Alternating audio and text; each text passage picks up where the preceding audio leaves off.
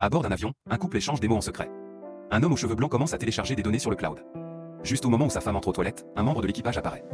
L'homme lève les yeux et remarque que sa main est couverte de sang. Alors qu'il s'apprête à se lever, l'individu sort une arme et la pointe sur lui. Sa femme surgit, mais hélas, elle est frappée par le moteur. L'homme, impuissant, voit sa femme partir. Il vise la fenêtre, et après un choc, tous les compartiments explosent.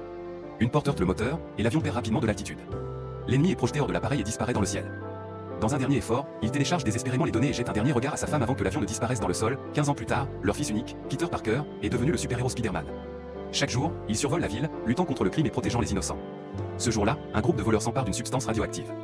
En voyant un camion foncer, Spider-Man sauve un piéton sur le bas-côté et ramasse des documents tombés. Ignorant que son admirateur acharné se prépare à devenir son futur ennemi, il poursuit les voleurs, esquivant les balles avec agilité avant de capturer le malfaiteur.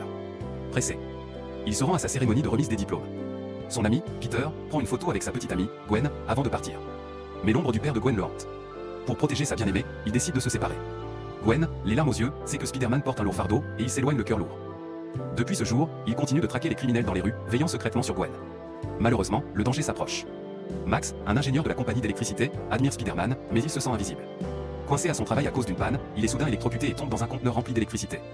Une tempête électrique l'entoure, et dans un fracas, il se transforme en électro, capable de contrôler l'électricité. La ville est désormais en proie à des coupures de courant. Au cœur de la place, il absorbe l'énergie des câbles souterrains. Spider-Man, alerté, se prépare à intervenir. Si vous avez aimé cette première partie et que vous voulez découvrir la suite, n'oubliez pas de vous abonner à la chaîne. Écrivez par 2 dans les commentaires pour nous faire savoir que vous en voulez plus. Merci de votre soutien.